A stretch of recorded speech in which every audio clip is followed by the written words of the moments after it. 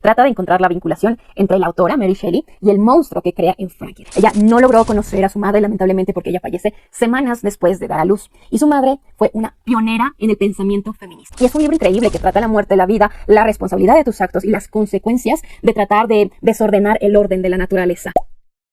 A los 18 años, Mary Shelley nos regaló un clásico increíble, Frankenstein. Con esta obra, considerada la primera novela de ciencia ficción moderna, la autora se consolidó como una de las más importantes de la narrativa gótica. Mi nombre es Laura Oliva. Sean bienvenidos un día más al canal y sí, al fin el día de hoy puedo hablarles sobre este clásico, Frankenstein. Lo estuve leyendo en diciembre, me pareció increíble, pero lo que me atrapa más de esta historia es conocer a quién lo escribe, Mary Shelley. Además de leer Frankenstein, estuve leyendo Mary Shelley, La muerte del monstruo de Raquel Lagartos y Julio César Iglesias, una de mis lecturas de las mejores del año pasado, justamente no solo porque es una novela gráfica, no solamente porque nos cuenta fragmentos demasiado interesantes, puntuales de la vida de Mary Shelley sin entrar en detalles morbosos, sino porque trata de encontrar la vinculación entre la autora, Mary Shelley, y el monstruo que crea en Frankenstein, lo cual me parece demasiado poético. Muchos de los datos que les voy a compartir en este video están basados en este libro, que les digo, me pareció increíble y vale la pena no solamente hablar del clásico, que tal vez sea muy poco lo que les pueda decir, ya sin más les aconsejo leerlo, sino indagar un tanto más en la vida de quien lo escribió, en la vida de Mary Shelley. Su vida estuvo plagada prácticamente de desgracias desde su nacimiento el 30 de agosto de 1797. Ella no logró conocer a su madre, lamentablemente, porque ella fallece semanas después de dar a luz.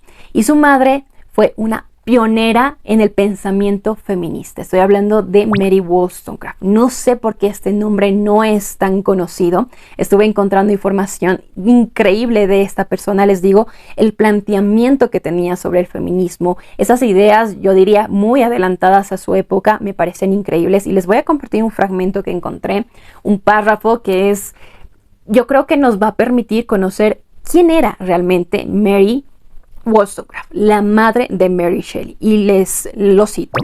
Las primeras feministas pensaban que una misma educación para hombres y mujeres daría lugar a la igualdad entre ambos sexos, pero Mary Wollstonecraft va más allá, pidiendo que las leyes del Estado se usaran para terminar con las tradiciones de subordinación femenina y fuera el Estado quien garantizara un sistema nacional de enseñanza primaria gratuita universal para ambos sexos. Reta al gobierno revolucionario francés a que instaure una educación igualitaria que permitiera a las mujeres llevar vidas más útiles y gratificantes. Según Wollstonecraft, el objetivo de la educación es conseguir carácter como ser humano, independientemente del sexo al que se pertenezca.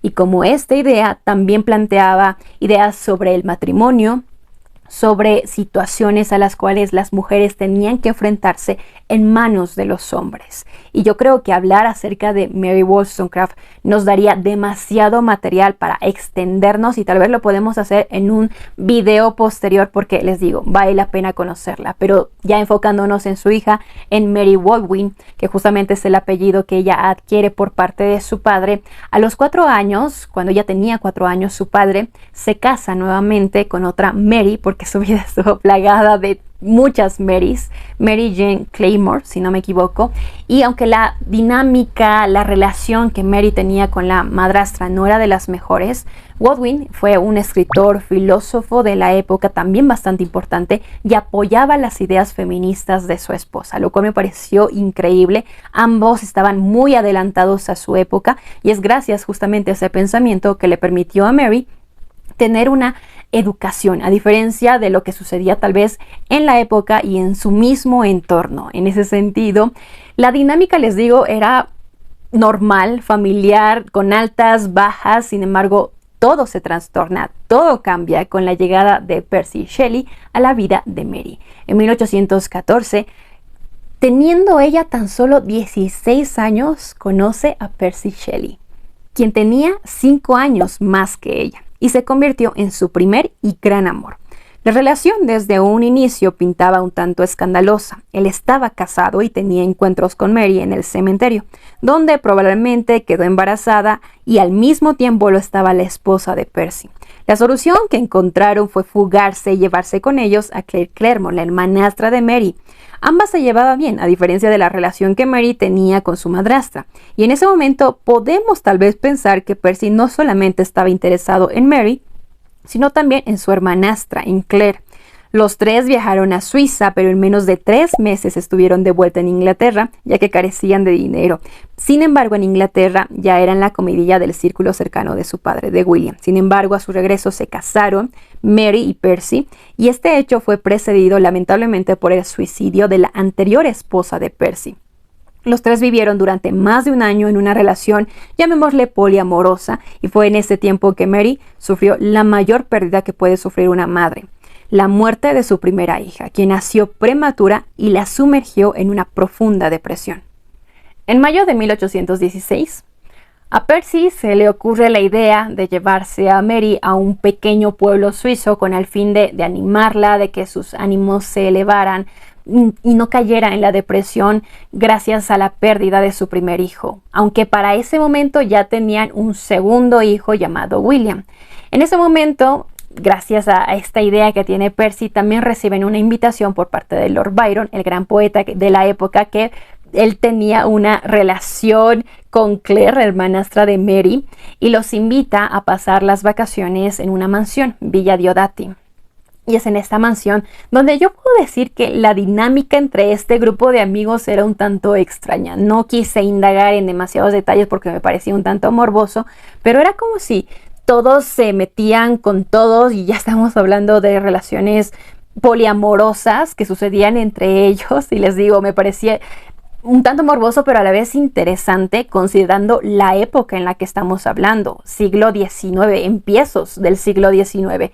En ese sentido, yo les puedo decir que respecto de la sensación que me da, Percy tenía mucho control sobre Mary. Mary estaba completamente enamorada y él hacía y deshacía todo en su entorno. Y bueno, el objetivo de estas vacaciones era justamente pasar buenos momentos entre amigos. Sin embargo, el clima no ayudó. El clima estaba terrible y pues la mayor parte de las vacaciones lo pasaron dentro de la mansión, al lado del fuego y principalmente contándose historias. En una noche de esas a Lord Byron se le ocurre la idea de que cada uno de los miembros que estaban presentes en esta mansión pudieran escribir una historia de terror. Y es el momento en el que nace la idea de Frankenstein. Obviamente no es la única obra que nació en esta mansión y eso es lo más interesante, pero si nos enfocamos en Frankenstein, este clásico que nos presenta Mary Shelley, es increíble, está contado en formato epistolar, está ambientado en el siglo XVIII y nos encontramos con el Dr. Frankenstein, un joven ambicioso e interesado por las ciencias. En ese momento él decide alejarse de su familia, entrar a la universidad, estudiar ciencia y en él nace la idea de tal vez convertirse en un dios y crear a una criatura. Todo se sale de control cuando se da cuenta que lo que creó fue un monstruo a quien deja vagar por el mundo. Este monstruo intenta interactuar con el ser humano, pero lo único que recibe es rechazo. Es el momento en el que se plantea que tal vez lo que tiene que hacer es aprender sus formas de interactuar, aprender cómo ellos hablan, cómo ellos se manejan y aún así, a pesar de todo el esfuerzo que él le mete en ese proceso, se da cuenta que no es suficiente porque sigue recibiendo rechazo de las personas, principalmente por su apariencia física. En ese momento, él decide buscar al Dr. Frankenstein para pedirle que nuevamente se convierta en un dios y crea una criatura semejante a él para poder sentirse acompañada en ese mundo. Y el doctor se debate entre creerse nuevamente Dios o simplemente dejar que las cosas sigan su curso. Y para ese momento podemos pensar que ya incluso este monstruo venía cargando situaciones bastante deplorables, fue responsable de la muerte de algunas personas y claro, es también una carga que carga el mismo doctor porque se siente responsable de las consecuencias de esta creación. Y es un libro increíble que trata la muerte, la vida, la responsabilidad de tus actos y las consecuencias de tratar de desordenar el orden de la naturaleza. Es demasiado increíble el contexto que nos presenta la autora. Considerando la época, sí, fue una de las primeras novelas de ciencia ficción moderna. Y claro, esto nos hace pensar incluso la educación que tenía Mary para crear esta historia, para meterse en el ámbito de la ciencia y crear una historia que tú dices, wow, qué increíble. Este libro fue publicado en 1818, 2 años después de esta reunión, y aunque la primera edición fue anónima, la segunda sí ya tenía su nombre, Mary Shelley, y lamentablemente en 1831 a la autora se le ocurrió que debería haber una revisión profunda de este texto y lo realizó algunos cambios, lo cual les digo, me parece lamentable porque hubiera sido demasiado interesante conocer el texto íntegro que la autora presentó, que la autora tenía en su mente en esa noche, en esa mansión con el entorno de sus amigos. Y les digo, es increíble. Lamentablemente la vida de Mary Shelley no termina con la publicación de este libro y su vida seguía plagada de tragedias. En 1818 su hijo William enfermó y murió. En 1819 también lo haría su tercera hija Clara. Ese mismo año logra tener a su cuarto hijo Percy, quien afortunadamente viviría hasta los 70 años. Y finalmente en 1822 sufrió un aborto en el que casi perdió la vida ella misma. Y el golpe final llegaría ese mismo año cuando Percy desapareció durante una excursión y 3 días después su cuerpo apareció en una playa. Lo que es escabroso es que ella guardó el corazón de su esposo envuelto en seda hasta su muerte en 1851.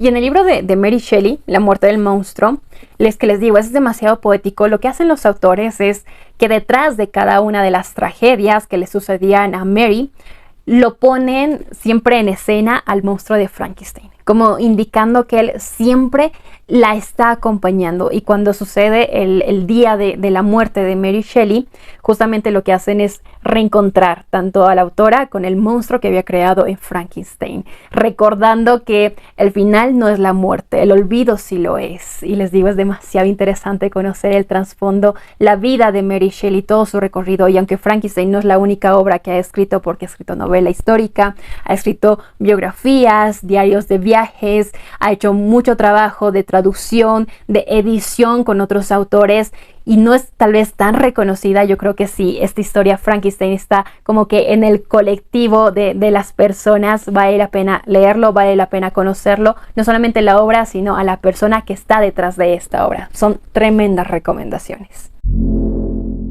Y bueno, hasta acá el video de hoy. Tenía muchas ganas de poder hablarles acerca de este clásico. Creo que estaba arrastrando la presentación de este clásico, de la historia de Mary Shelley, porque tenía miedo de que me saliera bien o tal vez no me saliera tan bien y no sé, estaba un tanto nerviosa, pero me encanta hablar acerca de, como que hacer ese match, no solamente de la obra clásica, sino también de la persona que está detrás de esa obra. Y tal vez podemos utilizar este formato para los clásicos, porque por supuesto hay una historia detrás de la publicación de estos libros. En un momento determinado tal vez podemos repetir el video de Mujercitas, también hablar más a fondo de Louisa May Alcott, que me pareció increíble. Y nada, pues al igual que la historia de Mary Shelley, hay muchos matices detrás de las historias, principalmente de mujeres que escriben en una época en la que no se esperaba, en la que incluso utilizaban el anónimo como autor o utilizaban el nombre de un hombre para poder publicar. Y yo creo que ese trasfondo le da mucho más valor a los libros. Y por supuesto, me encantaría saber sus comentarios.